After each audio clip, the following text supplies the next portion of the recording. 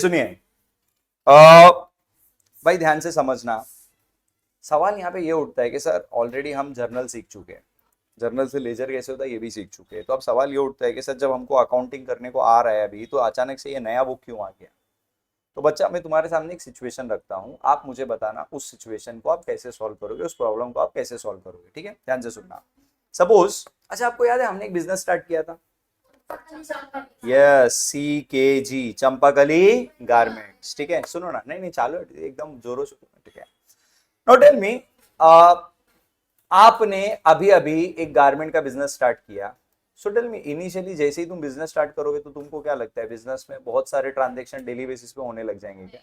Initially तो थोड़े ही होंगे, आया ना, बराबर ना। ऐसा तो नहीं है ना लोगों को पता चला चंपाकली स्टार्ट हुआ है, लोग भाग भाग के आ रहे तुम्हारे पास से चीजें खरीद रहे, ऐसा तो नहीं, टाइम लगेगा ना थोड़ा, मतलब बिजनेस सेट होने के लिए। ठीक है, तो इनिशियली क्या होता था मालूम है, मेरे दिन भर में मेरे 20-25 ट्रांजेक्शन, कभी कभी एकदम ज्यादा से ज्यादा 50 ट्रांजेक्शन, बस इतने ट्रांजेक्शन होते थे। तो जस्ट इमेजिन करो, महक इज माई अकाउंटेंट। महक कौन है भाई? मेरी।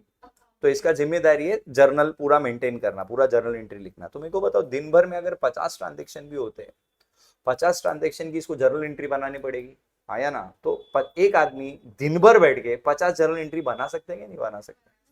अरे हम लोग 1.5-2 घंटे के लिए मिलते हैं, हम 25-30 एंट्री बना देते हैं, तो ये दिन भर में तो आराम से गेम खेलते खेलते भी बीच बीच में भी एंट्री पास करेगी तो चल जाएगा। ठीक है, लेकिन बिजनेस बेटा हमारा था, धीरे धीरे ग्रो करने लग गया। धीरे धीरे बिजनेस क्या हो गया भाई? ग्रो होने लग गया। आप से फॉर एग्जांपल, हमारे बिजनेस में आज की तारीख में दिन में 500 ट्रांजेक्शन होने लग गए। कितने ट्रांजेक्शन होने लगे? 500। तो मेरे को बताओ 500 एंट्री ये कर पाएगी या नहीं कर पाएगी? शायद फिर भी कर ले। भाई तुम 1-1.5 घंटे में मैं बोल रहा हूँ कि तुम इतना कर लेते हो, तो हो सकता है मैं इसको सुबह से रात तक बिठा के रखा, खाना नहीं खाने को दे रहा है, कहीं जाने का नहीं, कोई जो मतलब छुट्टी नहीं दे रहा है, जब तक नहीं लिखती तब तक बैठी रहे, तो भी शायद ये कर ले, है ना। एक एक एक्सट्रीम केस पकड़ रहा हूँ। बट जस्ट इमेजिन करो, अब तुम्हारे बिजनेस में 1,500 ट्रांजेक्शन, 2,000 ट्रांजेक्शन, कभी 1,000 ट्रांजेक्शन, ऐसे ट्रांजेक्शन हो रहे। अब इस गरीब मासूम बच्चे की शक्ल देख के बताओ, तुमको लगता है क्या is it possible for her to record all these entries in one day in journal book? And the answer is no, it is not possible. एक आदमी का बस का बात ही नहीं है। ऐसा दोनों हाथ से ऐसा मुंह में भी पेन पकड़ के लिखेगी तो भी इसके लिए पॉसिबल नहीं है। पॉसिबल है क्या?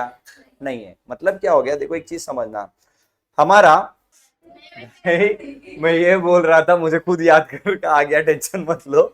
हम ये बात कर रहे थे कि दिन भर में बहुत ज्यादा ट्रांजेक्शन होने लगे, तो एक नॉर्मल इंसान के लिए इट इज नॉट पॉसिबल कि इतने सारे एंट्री आप जर्नल में अकेले बैठ के रिकॉर्ड कर लो, नॉट पॉसिबल। अब इस प्रॉब्लम का सोल्यूशन क्या है? जब एक आदमी से काम नहीं हो रहा तो क्या करना चाहिए? और मतलब और अकाउंटेंट्स तुमको हायर करना पड़ेंगे। अब जरूरी नहीं आदमी, आप औरत अकाउंटेंट भी हायर कर सकते हो। ठीक है, हम ऐसा भेदभाव नहीं करते। ठीक है, जेंडर इक्वल, दो दो हम मेल रखेंगे, 2 फीमेल रखेंगे, बस खुश। ओके, तो सुनो, तो हुआ क्या मालूम है दीदी, एक मिनट, ये मेरे को बुक देना। हाँ, इधर सुनो, ये मेरा मेरा है ना पहले का जर्नल का बुक है जिसमें ये एंट्रीज रिकॉर्ड करती है, दिस इज माय जर्नल का बुक। ठीक है, अब इसके बदले, एक के बदले मैंने 4 लोग को, इसको 4 लोग को काम पे रख लिया। बट अभी भी ना तुम्हारा प्रॉब्लम सॉल्व नहीं होगा। उसका रीजन समझाता हूं। तुम्हारे पास जर्नल का बुक तो एक ही है ना, तो एक बुक में 4 लोग कैसा एंट्री करेंगे? एक ऊपर से हाथ डाल के, एक आजू से, एक बाजू से, एक नीचे से हाथ डाल के। हाँ, ऐसा कर सकते हैं क्या? Answer is no. So moral of the story, अगर आपके बिजनेस के ट्रांजेक्शन बहुत ज्यादा है तो आप क्या करो मालूम है, आप एक जर्नल के बदले आप अपने जर्नल को डिवाइड कर दो, आप मल्टीपल जर्नल बनाओ। मतलब मैं क्या करूंगा मालूम है, एक जर्नल का बुक इसको दूंगा, एक जर्नल का बुक उसको, एक जर्नल का बुक उसको, एक जर्नल का बुक उसको। मैं कर क्या रहा हूं बेसिकली, मैं अपने जर्नल को डिवाइड कर रहा हूं। मैं क्या कर रहा हूं, मेरे जर्नल को डिवाइड कर रहा हूं। अच्छा एक मिनट, मैं अगर 4 बुक देता हूं इन लोगों को, तो तुमको क्या लगता है मैं इनको बोलूंगा अपने मन मर्जी से रिकॉर्ड कर लो, तो होगा क्या मालूम है? अगर तुम ऐसा करोगे कि सबको दे दिया, बोले अपने अपने हिसाब से रिकॉर्ड कर लो। हाँ, मैं ये बता रहा था कि अगर सिंपल है, अगर मैं 4 अलग अलग बुक्स, अलग अलग लोगों को हायर करता और उनको बोलूंगा अपने मन मर्जी से रिकॉर्ड करो, तो होगा क्या मालूम है? सेम ट्रांजेक्शन चारों लोग शाम में मेरे को लाके देंगे, सर हो गया, तो मेरा प्रॉब्लम सॉल्व हुआ क्या? एक ही एंट्री 4 लोग रिकॉर्ड करके ला रहे, तो फायदा नहीं है। तो मैं क्या करूंगा मालूम है, टाइप्स ऑफ ट्रांजेक्शन के हिसाब से ये काम डिवाइड करूंगा। मतलब एक बंदे को मैंने एक बुक दिया और बोला भाई तू ज्यादा टेंशन मत ले, तू सिर्फ क्या करना, जितना भी परचेज डिपार्टमेंट का काम है ना वो तू संभाल ले, जितना भी अपन गुड्स खरीद रहे हैं उधार में या फिर हम गुड्स रिटर्न कर रहे हैं वो तू देख ले। एक को बोला भाई तू सिर्फ सेल का रिकॉर्ड कर ले, एक को एक बुक बना दिया कि भाई जिसमें सिर्फ कैश के ट्रांजेक्शन रिकॉर्ड होंगे। समझ में आ रहा है? तो बेसिकली हम कर क्या रहे जरा समझो। पहले हमारा बिजनेस छोटा था तो हमारा एक जर्नल में काम हो रहा था, बट हमारा बिजनेस बड़ा हो गया तो हमने क्या करा भाई, अपने जर्नल को डिवाइड कर दिया। क्या कर दिया? डिवीजन ऑफ जर्नल कर दिया। उसी को हम बोलते हैं सब्सिडरी बुक। तो आज के बाद कोई पूछे व्हाट इज सब्सिडरी तो टेंशन नहीं लेने का, बोलने का सब डिवीजन ऑफ जर्नल। क्या बोलने का? Sub division of journal. पहले मेरे को बताओ सब्सिडरी का पहले मतलब समझा? कोई डाउट है? एक जर्नल के बदले आप मल्टीपल जर्नल बनाओगे। अब यहाँ पे कौन कौन से बुक बनते हैं वो ध्यान से सुनो। एक बनता है परचेज बुक, एक बनता है सेल्स बुक, एक बनता है परचेज रिटर्न बुक, एक बनता है, फिर बनता है कैश बुक। कैश बुक में और भी पार्ट है, पेटी कैश बुक वगैरह, वो सब जब जाएंगे तब अपन बात करेंगे। फिलहाल कैश बुक आप याद रखो, आएंगे पेटी कैश बुक आएंगे, उसका भी अलग से टॉपिक है। बट दैट इज एक्सटेंशन, मतलब कैश बुक में ही एक अलग से पार्ट होता है, वो अपन करेंगे, उसका टेंशन नहीं है। और एक बनता है जर्नल प्रॉपर। अब एक एक करके बात करते हैं। सबसे पहले ये 4 बुक में रिकॉर्ड करने का, ध्यान से सुनना, ये 4 बुक में रिकॉर्ड कर। हाँ भाई अब बताओ मैं क्या बोल रहा था, ये 5 बुक में रिकॉर्ड करने की मैंने क्या बोला था? 2 कंडीशंस होती है। कितनी कंडीशन होती है? ये 4 बुक में अगर वो 2 कंडीशन फुलफिल नहीं होगी ना तो ये 4 बुक में एंट्री नहीं आएगी। कंडीशन नंबर 1 क्या है मालूम है? ट्रांजेक्शन शुड बी गुड्स का ट्रांजेक्शन। क्या होना चाहिए? Transaction should be. इसका मतलब क्या होता है मालूम है? मैं परचेज बुक में दिखाऊंगा, लेकिन क्या कौन सा परचेज दिखाऊंगा मालूम है? सिर्फ गुड्स का परचेज दिखाऊंगा। समझ में आ रहा है? मैं सेल्स बुक में सेल्स दिखाऊंगा, बट किसका सेल्स दिखाऊंगा? सिर्फ गुड्स का। सेम वे में purchase return and cell return भी किसका होना चाहिए? गुड्स का होना चाहिए। पहले मेरे को बताओ कंडीशन नंबर 1 समझा क्या? बट एक और कंडीशन तुमको फुलफिल करना पड़ेगा, that transaction should be credit transaction. समझ लू कि नहीं समझ लू? क्रेडिट ट्रांजेक्शन तो समझते हैं ना, उधार वाला। मतलब क्या जरा समझना, अगर मैंने रोकड़ा देके गुड्स खरीदा है, मतलब गुड्स परचेज फॉर कैश, तो वो यहाँ पे नहीं आ सकता, क्योंकि मैंने क्या बोला, ये दोनों कंडीशन तुमको फुलफिल करना है, एक नहीं दोनों। तो गुड्स होना चाहिए, और कैसे होना चाहिए भाई? क्रेडिट में होना चाहिए। पॉइंट समझा कि नहीं समझा? फिर से बोलना, अब जल्दी से मेरे को बताओ, परचेज बुक में क्या आएगा? परचेज ऑफ गुड्स आएगा। क्या आएगा? Purchase of goods. बट कौन सा purchase of goods? Credit purchase of goods. Cell book में क्या आएगा? Credit sale of goods. Purchase return cell return में जो गुड्स तुमने उधार में खरीदा है या बेचा है उसका रिटर्न आएगा। तो पहले मेरे को बताओ, ये 4 बुक का कंडीशन क्लियर है? हम इनिशियली पहले ये 4 बुक ही डिस्कस करने वाले हैं, इसके सम्स करने वाले हैं। पॉइंट। और सम एग्जाम में भी तुमको ये 4 बुक ऐसा साथ में पूछेगा कि 4 purchase book, sale book, purchase return, cell return बना के दिखाओ। Point clear? बहुत आसान है, बहुत इजी है। ठीक है, अच्छा आगे बात करते हैं कि भाई नेक्स्ट होता है कैश बुक। कैश बुक में रिकॉर्ड करने का सिर्फ एक ही कंडीशन है, transaction should be cash transaction. मतलब जहां पे लक्ष्य इन्वॉल्व है, पैसे का लेन देन हुआ है, वो सब कैश बुक में आएगा। और लास्ट में क्या आता है भाई? Journal proper. जर्नल प्रॉपर को मैं प्यार से बोलता हूं अनाथ आश्रम। क्या बोलता हूं भाई? क्यों इसको अनाथ आश्रम बोलते हैं उसका रीजन भी मैं बता देता हूं, आई कैन जस्टिफाई। कुछ ट्रांजेक्शन ऐसे होते हैं जो ऊपर के किसी बुक में फिट नहीं होते। एग्जाम्पल के तौर पे मशीनरी परचेज ऑन क्रेडिट। क्या बोला मैंने? मशीनरी। अब मेरे को एक चीज बताओ, सबसे पहले तुम देखोगे परचेज वर्ड आया तो तुम बोलोगे चलो सर परचेज बुक में जाते हैं, लेकिन बच्चा मैंने क्या बोला, यहाँ पे किस चीज का परचेज आता है? और मैंने क्या खरीदा? Machinery, that's a fixed asset. तो मैंने क्या बोला था भाई, यहाँ पे गुड्स के अलावा कुछ आ ही नहीं सकता, गुड्स के परचेज के अलावा कुछ आ नहीं सकता। तो ये परचेज बुक उसको ना बोल देगा, सॉरी बोले तो हमारे बिरादरी का नहीं, उसको हकाल देगा वहां से, बोला नहीं नहीं हम लोग तेरे को नहीं लेंगे। फिर वो किसके पास जाएगा? कैश बुक के पास जाएगा। लेकिन मैंने क्या बोला? मशीनरी परचेज ऑन, मैंने क्या बोला? Machinery purchase on credit. मतलब कैश बुक भी उसको ना बोल देगा, सॉरी हम लोग सिर्फ कैश ट्रांजेक्शन को लेते। तो वो बेचारा तो अनाथ हो गया ना, उसको कोई नहीं ले रहा है। समझ में आ रहा है? तो ऐसे अनाथों के लिए, जिसको कोई बुक एक्सेप्ट नहीं कर रहा है, ऐसे अनाथों के लिए क्या होता है? Journal proper.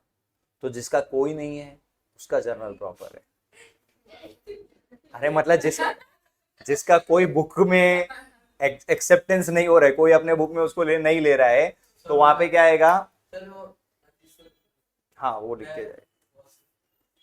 हाँ भाई सिंपल है, जो ट्रांजेक्शन किसी ऊपर के बुक में फिट नहीं होता है वो किधर जाएगा? Journal proper. पहले बताओ ये चीज क्लियर है? ठीक है, इसी तरीके से फॉर एग्जांपल गुड्स चोरी हो गया, मेरे को तो गुड्स चोरी हो गया, तो यहाँ पे गुड्स है, लेकिन बच्चा ये परचेज सेल थोड़ी ना है, गुड चोरी हो रहा है। यहाँ पे परचेज सेल रिटर्न ये सब आता है, तो यहाँ पे नहीं आ सकता गुड चोरी हुआ तो। फिर वो किधर जाएगा, कैश बुक के पास। बट कैश बुक में मेरे को एक चीज बताओ, गुड चोरी हुआ है, कैश का कुछ इन्वॉल्वमेंट है क्या, तो कैश बुक में भी नहीं जाएगा, तो वो किधर जाएगा। समझ में आ रहा है, जो ट्रांजेक्शन ऊपर कहीं फिट नहीं होता है वो जर्नल प्रॉपर। और जर्नल प्रॉपर मुझे तुमको सिखाने की जरूरत नहीं है, बिकॉज जर्नल प्रॉपर तुमको ऑलरेडी आता है। Journal proper is nothing but journal entry. Journal proper is nothing but what. अब खाली फर्क क्या है, पहले जर्नल में तुम सारी एंट्रीज डालते थे, बट ये जर्नल प्रॉपर में सारी एंट्रीज नहीं आएगी। जो एंट्री ऊपर सेट नहीं होगी, जो ऊपर फिट नहीं होगी, वो सिर्फ जर्नल प्रॉपर में आएगी। और जर्नल एंट्री क्या बनेगी, से फॉर एग्जांपल मैंने मशीनरी उधार में खरीदा है, तो मेरी एंट्री क्या बनेगी, machinery account debit to parties account. उधार में खरीदा है ना, बोलो ये समझा कि नहीं समझा, कोई डाउट है इसमें। सपोज गुड चोरी हो गया, तो हम क्या लिखेंगे, loss by fire account debit. Loss हुआ ना, लॉस हमेशा डेबिट होता है, याद है क्या नहीं याद है। एंड जब भाई आग किस में लगा, गुड्स में लगा ना, तो गुड्स कम्स इन के गोज आउट, तो गुड्स डिस्ट्रॉयड बाय फायर, ऐसा करके लिख देने का। तो मेरे को बताओ जर्नल वाला पार्ट पहले क्लियर है क्या, ठीक है। अब अपना फिलहाल पूरा कंसंट्रेशन है ना बच्चा, ये 4 बुक पे होना चाहिए। कौन कौन सा भाई, purchase book, sales book, purchase return book, sales return book. मुझे फिर से बोलना, इधर रिकॉर्ड करने का कंडीशन नंबर 1 क्या है और दूसरा कंडीशन क्या है। ये 2 कंडीशन फुलफिल हुआ तो ही ये 4 बुक में आएगा, अदरवाइज नहीं आएगा। इज इट क्लियर, कोई डाउट है। आप लोग पहले ये नोट डाउन कर लो, देन उसके बाद हम सम पे जाते हैं। So my dear ladies and lads, अब सुनिए ना, अब इसी डिस्कशन के बेस पे, जैसे कि मैंने बोला था, हम पहले purchase book, sale book, purchase return, cell return का प्रैक्टिस करेंगे। तो आपके सामने है इलस्ट्रेशन नंबर 7। ऑलरेडी आपने पेज निकाला है ना आपने, नहीं टेंशन मत लो, जो कर रहा हूँ वो सही से करवाऊंगा, ठीक है। चलिए सुनिए, माते माते बाद में, अभी पहले आपके हाथ में सिर्फ पेंसिल होनी चाहिए और आपको अपने बुक में मार्किंग कर लेना है कौन सा आइटम कहाँ पे, मतलब अपने को बुक आइडेंटिफाई करने को सीखना है। एक बार बुक आइडेंटिफाई करना सीख गए तो ये बहुत आसान होता है, ठीक है। सुनो, enter the following transaction of Messrs Kirti in purchase book, sales book, purchase return book and sales return book। 4 book आपको पूछी है, ठीक है। चलिए नंबर 1 पहला ट्रांजेक्शन बोला है, sold goods to Sudhakar store. Tell me, ये चारों में से कौन से बुक में जाएगा, sold goods to Sudhakar store. भाई देखो, तुमने फट से बोल तो दिया और राइट भी है, but I would always advice कि एक बार ये दोनों कंडीशन हमेशा चेक किया करो। मेरे को एक चीज बताओ, आप क्या बेच रहे हो, यानी कि पहला कंडीशन तो फुलफिल हो गया। दूसरा, यहाँ पे ट्रांजेक्शन कैश क्रेडिट तो बोला नहीं है, तो फिर भाई कुछ बोला नहीं है, पार्टी का नाम दिया है, तो इट्स अ क्रेडिट ट्रांजेक्शन, आया ना। तो गुड्स भी है और क्रेडिट में भी है, इसके लिए ये सेल्स बुक में आएगा। पहले बताओ ये समझा। अगला ट्रांजेक्शन देखो, purchase goods from Avadhoot traders. पहले सिर्फ यहीं तक का पढ़ना, purchase goods from Avadhoot traders. जल्दी से मेरे को बताओ भाई, गुड्स खरीद रहे हो तो सेल्स बुक में कैसा आएगा, परचेज बुक ना, समझा कि नहीं समझा।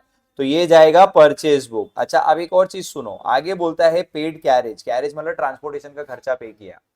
अब देखो याद रखना, मैंने तुमको जर्नल के टाइम पे एक चीज समझाया था, फिक्स्ड असेट खरीदते समय अगर खर्चा होता है तो हम उसको फिक्स्ड असेट के कॉस्ट में ऐड करते हैं। फॉर एग्जांपल मैंने मशीनरी 1 लाख रुपए में खरीदी, 10,000 उसके इंस्टॉलेशन में खर्चा किया, तो जब मैं मशीनरी अकाउंट दिखाऊंगा तो मैं कितना दिखाऊंगा, 1,10,000।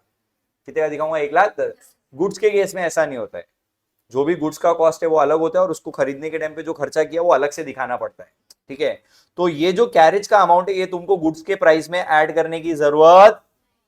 और दूसरा पॉइंट, ये जो आप पे कैरेज आप पे कर रहे हो, पेड पेड मतलब बेसिकली आप पे कर चुके हो, तो ये कौन से बुक में जाएगा भाई, पेड मतलब पैसा गया ना, पे मतलब पैसा गया ना, तो कैश बुक में डालने। And we are not preparing cash book, तो अपने को इसका कोई टेंशन लेने की जरूरत नहीं। पहले बताओ ये चीज समझा। अगला ट्रांजेक्शन देखो, Sudhakar store return goods of 3,220। ऊपर जाके देखो, थोड़ी देर पहले तुमने सुधाकर के साथ क्या किया था भाई, तुमने सुधाकर को गुड्स बेचा था, अब वही गुड्स सुधाकर हमको रिटर्न कर रहा है, तो ये कौन सा रिटर्न है, this is sales return book, समझा ना। फिर उसके बाद नेक्स्ट दिया है cash purchases and cash sales. दो ट्रांजेक्शन है, परचेज एंड सेल दोनों है। बोलो किधर आएगा, जल्दी बोलो किधर आएगा। तो याद रखना भाई ये जाएगा कैश बुक में, because it's a cash transaction. ये समझा कि नहीं समझा? परचेज बुक सेल बुक में आने के लिए कंडीशन क्या है? Transaction should be goods and credit transaction. पहले मेरे को बताओ ये कैश बुक में क्यों जा रहा है, समझा सबको? चलो आगे देखो। And we are not preparing cash book. हाँ, तो अगर तुम्हारा कॉलेज वाला बोलेगा तो इसके लिए नोट लिखना पड़ेगा कि transaction dated 10 will appear in cash book. बस इतना नोट लिख के छोड़ देना। नोट मतलब पूरा 4 बुक बनाने के बाद लास्ट में लिख के छोड़ देने का, transaction dated 10 will appear in cash book. तो ये इसके लिए नोट आने वाला है, ठीक है। चलो आगे देखो। Rakesh invoice goods to us. ए भाई देखो, ये मैं पहले भी बोला हूँ जर्नल में, आज फिर बोलता हूँ, ये जो इनवॉइस होता है ना, इनवॉइस को सेंट रीड किया करो तो तुमको कंफ्यूजन नहीं होगा। अब मैं वापस से पढ़ता हूं। Rakesh send goods to us. Rakesh ने हमको गुड्स सेंड किया। हमने उसको ऑर्डर कब दिया था वो छोड़ दो, उसने हमको गुड्स सेंड किया। तो हमने सेल किया है कि परचेज किया है? भाई वो सेंड कर रहा है मतलब हम रिसीव कर रहे, तो हमारे लिए क्या हो गया भाई? Purchase book.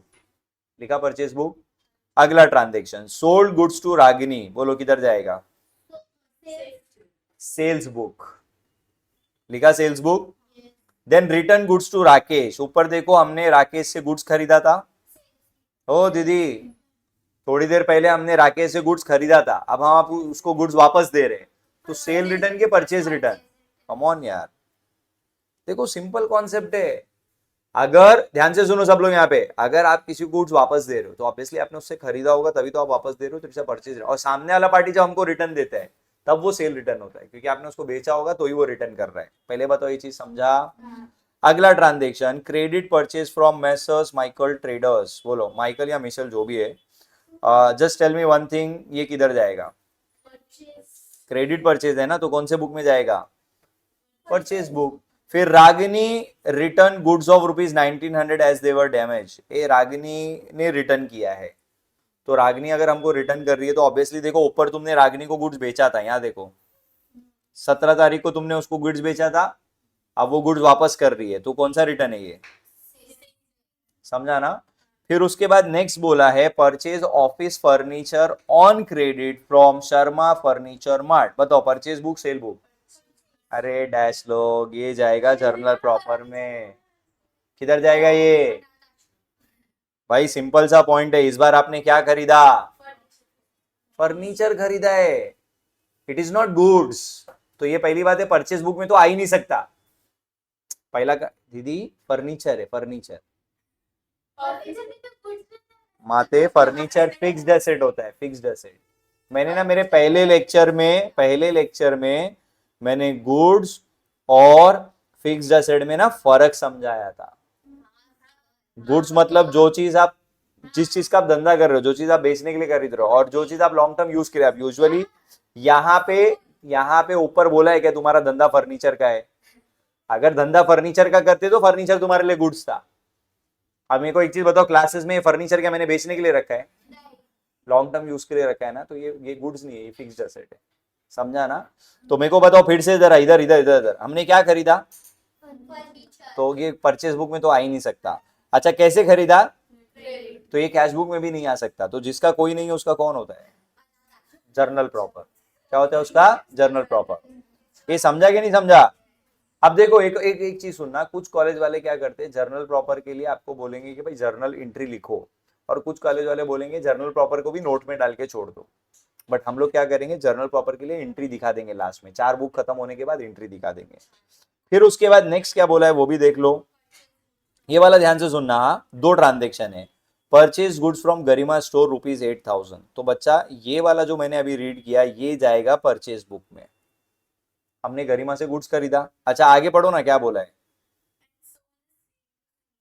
अमाउंट का टेंशन मत लो, मुझे एक चीज बताओ, हमने गरिमा से गुड्स खरीदा और वही गुड्स उठा के सुनीता को बेच दिया, यानी कि गुड्स बेच रहे हो, तो ये किधर कौन से बुक में जाएगा? दोनों बुक में आएगा, पहले परचेज बुक में बाद में सेल्स बुक में, ठीक है। फिर उसके बाद बोला है सेंटा डेबिट नोट। अब तुम बोलोगे sir what is this debit note, try to understand. जब हम लोग परचेज सेल करते हैं ना तब इनवॉइस बनता है, इनवॉइस मतलब वही बिल, क्या बनता है, बिल बनता है, ठीक है। तो डॉक्यूमेंट्री प्रूफ के लिए हमारे पास इनवॉइस होता है कि हाँ भाई हमने गुड्स खरीदा है, गुड्स बेचा है, हमारे पास इनवॉइस है, ठीक है। हर चीज का डॉक्यूमेंट्री प्रूफ होना जरूरी है। स्टार्टिंग में चैप्टर नंबर 1 में थियरी में अपन ने पढ़ा था कि भाई हर ट्रांजेक्शन के लिए डॉक्यूमेंट्री प्रूफ आपके पास जरूरी है। अब परचेज और सेल के टाइम पे तो आप डॉक्यूमेंट्री प्रूफ में इनवॉइस बना लोगे, लेकिन जब परचेज रिटर्न होता है या सेल रिटर्न होता है तब तो आप इनवॉइस नहीं बना सकते।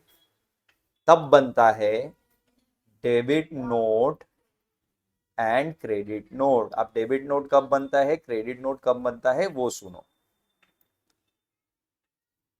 आज के बाद आप क्या याद रखो मालूम है, जब भी आपको बोलेगा कि हमने डेबिट नोट सेंड किया या फिर बोलेगा हमने डेबिट नोट इशू किया, तो समझ जाने का परचेज रिटर्न है। कौन सा रिटर्न है, क्या होता है मैं तुमको समझाता हूं। सपोज मैंने इससे गुड्स खरीदा, अब मैं इसको गुड्स वापस करूंगा, तो मेरे को डॉक्यूमेंट्री प्रूफ के लिए लिख के देना पड़ेगा कि हाँ भाई चलो मैं तुमको गुड, और इसको डेबिट नोट क्यों बोलते हैं उसका रीजन भी समझा देता हूँ। जब आप परचेज रिटर्न करते हो ना, तब जर्नल एंट्री क्या होती है, आप पार्टी को क्या करते हो, डेबिट करते हो, और परचेज रिटर्न को क्रेडिट करते हो। याद है कि नहीं याद है, परचेज रिटर्न क्रेडिट होता है and party is the receiver, party को डेबिट। तो आपने पार्टी को डेबिट किया ना, तो उस नोट में लिखा होता है that your account has been debited with this much amount. तो इसके लिए इसको क्या बोलते हैं, डेबिट नोट। आप शॉर्ट में क्या याद रखो, जब भी परचेज रिटर्न होता है तब हम क्या इशू करते हैं, डेबिट नोट। क्या इशू करते हैं, और जब सेल्स रिटर्न होता है तब हम क्या इशू करते हैं। याद रहेगा ये चीज। लेकिन कभी कभी आपको कंफ्यूज करने के लिए ना क्या करेगा मालूम है, आपको सेंट या इशू नहीं बोलेगा, आपको बोलेगा हमने रिसीव किया। मेरे को एक चीज बताना, ध्यान से सुनना, मैं इसको परचेज रिटर्न कर रहा हूं तो मैं इसको डेबिट नोट दे रहा हूं, भेज रहा हूं इसके पास, इशू कर रहा हूं। लेकिन एक मिनट, मैं अगर सेंड कर रहा हूं तो ये डेबिट नोट क्या कर रही है, रिसीव कर रही है। तो इसके लिए ये परचेज रिटर्न है कि सेल रिटर्न है, मेरे लिए परचेज रिटर्न है, मेरे लिए क्या है, बट इसके लिए वो क्या है, सेल रिटर्न है। समझा क्या। और क्रेडिट नोट पे भी सेम है, क्रेडिट नोट अगर सेंड बोलेगा तो सेल रिटर्न है, बट अगर क्रेडिट नोट रिसीव बोलेगा तो परचेज रिटर्न है। अगर तुमको ये 4 बुक में घुमाना है ना, तो तुमको ये वाले कॉन्सेप्ट में घुमाएगा। तो ये अच्छे से याद कर लेना, इसको चाहिए तो अपने हाथ में लिख के लेके चले जाना। ठीक है, लिटरली नहीं बोल रहा, पता सही में सर ने बोला था। हाँ ये नोट डाउन करो, फिर से बोल रहा हूं। डेबिट नोट अगर सेंट बोला या इशू बोला तो परचेज रिटर्न, रिसीव बोला तो सेल रिटर्न। क्रेडिट नोट उल्टा। तुम एक ही नोट याद रखो, तुम एक ही नोट, नहीं तुमको यही मेन लिखना है, यही टेबल है, जरूरी है। जल्दी दीदी, इंपॉर्टेंट नोट ऐसा करके लिख के रखो। डेबिट नोट सेंड बोला तो परचेज रिटर्न, रिसीव बोला तो सेल रिटर्न। क्रेडिट नोट में उल्टा, सेंड बोला तो सेल रिटर्न, रिसीव बोला तो परचेज रिटर्न।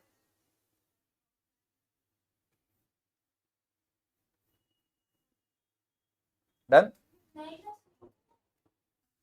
ये भाई अब मुझे बताओ, अब ये जो मैंने टेबल बनाया अभी आपको, माते इधर, ये जो टेबल बनाया मैंने, सेंट आ डेबिट नोट, तो मुझे बताओ डेबिट नोट सेंड किया मतलब कौन सा रिटर्न है, तो लिख दो वहां पे परचेज रिटर्न। सबने परचेज रिटर्न लिखा,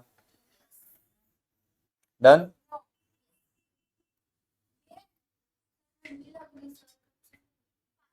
दीदी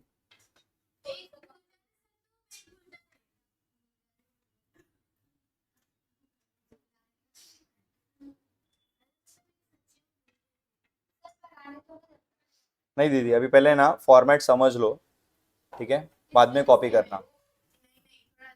ध्यान से सुनिए, बहुत आसान है। जो मेन काम था ना बाइफरकेशन, वो तुमने कर लिया ना, तो ये लिखना बहुत आसान है। क्या करना होता है जरा ध्यान से सुनो। सबसे पहले तो टकले पे बुक्स ऑफ जो भी रहेगा, अभी इस क्वेश्चन में देखोगे तो क्या था ये, यहाँ पे, हाँ बुक्स ऑफ क्या है ये, मैसर्स कीर्ति, समझा ना। तो मैसर्स कीर्ति टकले पे लिख देना। It is not Mrs, it is messrs, और ये फर्म के आगे लगता है, वो किसी वाइफ है बोल के नहीं है, वो मिसेज नहीं है वो। चलो आगे सुनो।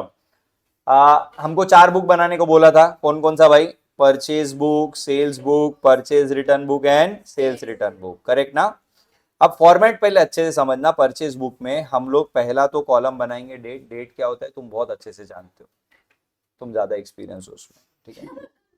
फिर पर्टिकुलर्स, पर्टिकुलर्स में कुछ नहीं, यहाँ पे आएगा नेम ऑफ सप्लायर। क्या आएगा भाई, नेम ऑफ सप्लायर मतलब जिनसे तुमने गुड्स खरीदा है उनका नाम लिखना होता है। इनवॉइस नंबर, अगर invoice number is nothing but जब तुम गुड्स खरीदते हो तो सामने आ रहा हूं, जब आप किसी से गुड्स खरीदते हो तो सामने वाला बंदा आपको बिल बना के देता है, उसको हम बोलते हैं इनवर्ड इनवॉइस। गुड्स आ रहे हैं ना, बिल बिल अपने पास है, इनवर्ड इनवॉइस, गुड्स आ रहे हैं, ठीक है, इनवर्ड इनवॉइस नंबर वो अगर सब में दिया है तो इनवॉइस नंबर लिखने का, नहीं तो ये भी एलएफ की तरह हमेशा ब्लैंक ही रहेगा। और साथ ही साथ एलएफ का कॉलम आएगा जो कि हमेशा की तरह ब्लैंक होने वाला है, और लास्ट में अमाउंट कॉलम। सेम वे में सेल्स बुक का भी फॉर्मेट सेम ही रहेगा, खाली इनवर्ड इनवॉइस के बदले क्या बनेगा, आउटवर्ड इनवॉइस। इनवर्ड के बदले क्या हो गया, आउटवर्ड इनवॉइस। पहला मेरे को बताओ, दोनों बुक में पहला फर्क समझा फॉर्मेटिंग में? पूरा फॉर्मेट सेम है, खाली इनवर्ड और यहाँ पे आउटवर्ड। लेकिन परचेज रिटर्न, सेल रिटर्न में भी फॉर्मेट सेम ही है, but the only difference is यहाँ पे इनवॉइस नहीं होता है। परचेज रिटर्न के टाइम पे क्या बनता है और सेल रिटर्न के टाइम पे, अगेन आई एम रिपीटिंग, ये कॉलम में अगर तुमको इंफॉर्मेशन क्वेश्चन में दिया है तो लिखना, invoice number, debit note number, नहीं दिया है तो ब्लैंक छोड़ना। अब सॉल्व कैसे करते हैं वो बहुत आसान है, ध्यान से सुनना। सबसे पहले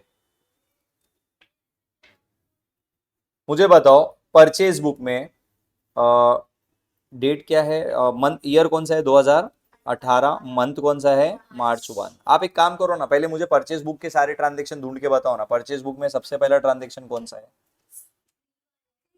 तुमने मार्किंग किया है ना?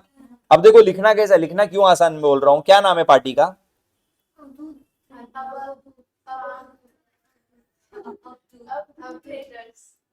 अवधूत ट्रेडर्स। क्या अमाउंट है उसका? हो गया, एंट्री का था। तुमको कोई ज्यादा रूल वगैरह का टेंशन लेने नहीं, नाम अमाउंट, नाम अमाउंट, नाम अमाउंट, मतलब दिमाग तुमको लिखने में नहीं लगाना है, दिमाग तुमको बाइफरकेशन में लगाना है। अगर बाइफरकेशन गलत हुआ तो तुम गलत हो गया, अदरवाइज नहीं।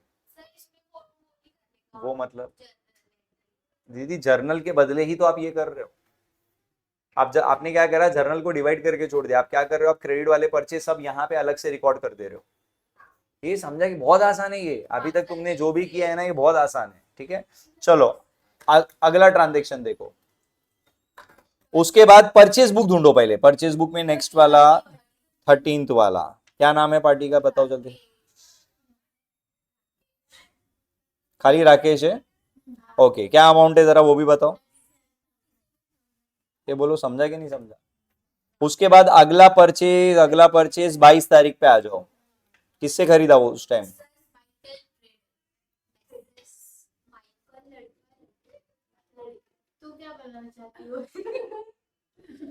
क्या अमाउंट है बेटा?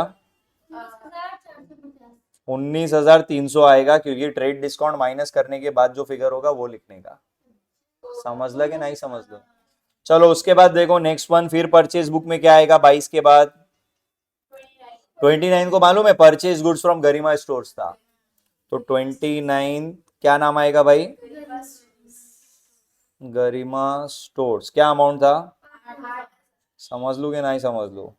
फिर और कुछ है क्या परचेज में? फिर उसके बाद आप क्या करोगे, मंथ के एंड में सिर्फ तुमको टोटल करके दिखा देना है। टोटल आप खुद करके लिख दोगे ना, उसमें तो कुछ सिखाने का जरूरत है नहीं, ऐसा मेरे को लगता है, प्लस करने को आता है तुमको, ठीक है। मेरे को बताओ how to prepare purchase book, समझा है क्या? जरूरी नहीं है, ऑब्वियस सी बात है, अपन ने वो लिखा है वो टोटल ही है, ठीक है। ये पहला मेरे को एक चीज बताओ, परचेज बुक समझ में आया? सेम वे में let's do one thing, purchase sales book भी बना लेते हैं।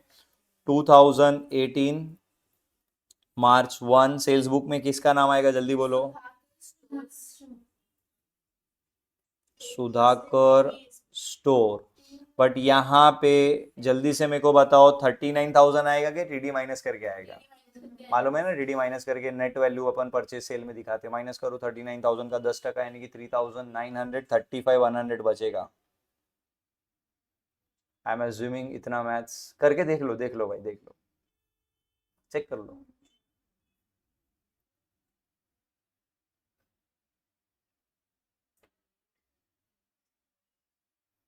जल्दी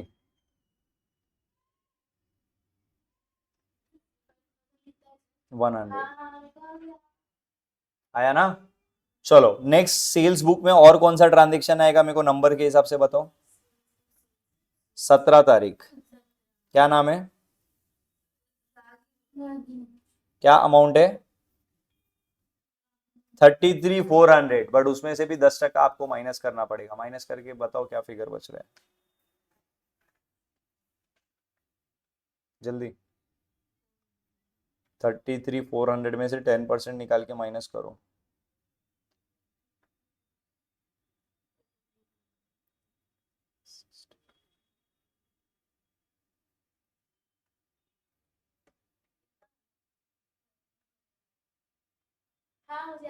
कितना है? 30,060 रुपीज आ रहे हैं क्या? नहीं करने के बहाने मत बनाओ जल्दी।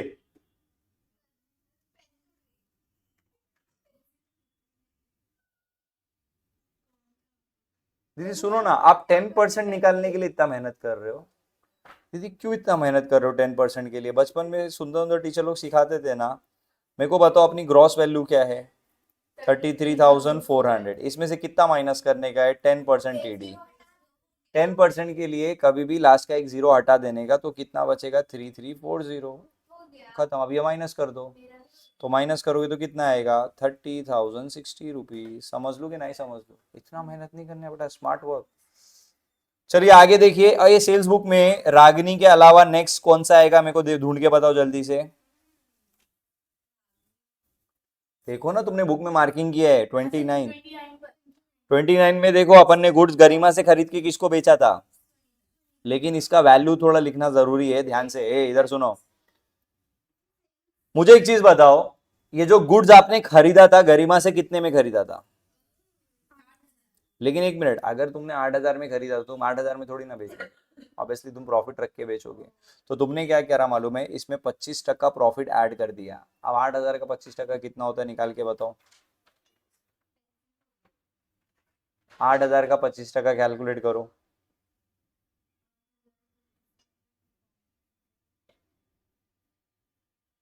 फास्ट।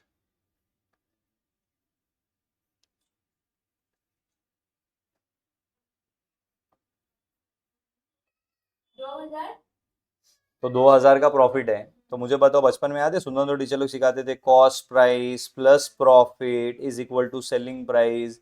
यानी कि मैंने सुनीता को ये गुड्स कितने में बेचा है? 10,000 में। बोलो समझ लूं कि नहीं समझ लूं? और कोई है क्या सेल्स बुक का ट्रांजेक्शन? ढूंढो एक बार। नहीं है ना? खत्म हो गया सेल्स बुक भी। ऐसे ही हम क्या करेंगे, परचेज रिटर्न और सेल रिटर्न बना लेंगे। ठीक है, तो चलो परचेज रिटर्न ढूंढना शुरू करो। पहले ढूंढना शुरू करो। मार्किंग किए हो ना? सीधा 20 तारीख को है। हाँ, क्या है जरा पढ़ो। तो नाम आएगा राकेश का, और अमाउंट कितना? 3850। ओके, चलो। और परचेज रिटर्न कहीं दिख रहा है लास्ट में? मैं एमटी लिख रहा हूँ, समझ जाना तुम। 3,200। फिर इसका भी टोटल आप लोग कर लेना। बस परचेज रिटर्न में दो ही है ना? अब सेल रिटर्न में आ जाओ। 2018 मार्च। चलो ढूंढना शुरू करो सेल्स रिटर्न में। 6 को पढ़ो, किसका नाम है?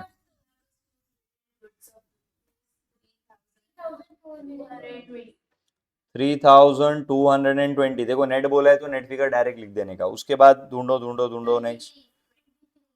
23rd में पढ़ो क्या है? अब सुनो, देखो एक चीज तो क्लियर है भाई, नाम आएगा रागिनी का। लेकिन तुम 1900 नहीं लिख सकते, क्योंकि 1900 के ब्रैकेट में क्या बोल दिया? ग्रॉस। अब देखो, जब तुम खरीदते बेचते हो ना, तब तुम नेट कॉस्ट रिकॉर्ड करते हो, तो रिटर्न भी कौन से कॉस्ट पे होना चाहिए? Net cost. अब दिक्कत क्या है, नेट कॉस्ट के लिए तुमको टीडी माइनस करना पड़ेगा। बट यहाँ पे इस स्टेटमेंट में कहीं पे भी परसेंटेज दिया है क्या? तो टेंशन मत लेना, ये लूट गए बर्बाद हो गए सर, परसेंटेज ही नहीं, कैसा निकालेंगे? तो अरे ऊपर रागनी को ढूंढो। ऊपर रागनी के ट्रांजेक्शन में कितना परसेंट है? तो रिटर्न के टाइम पे भी सेम 10% माइनस करना। तो मेरे को बताओ, 1900 है, 1900 का 10% 190 हटा देंगे तो कितना बचेगा? 1710। समझ लूँ कि नहीं समझ लूँ? ठीक है, चलो। उसके बाद सेल्स रिटर्न में और कुछ है क्या? ढूंढो। ये देखो एक बार, सेल्स रिटर्न में कुछ बचा है क्या? दो ही था।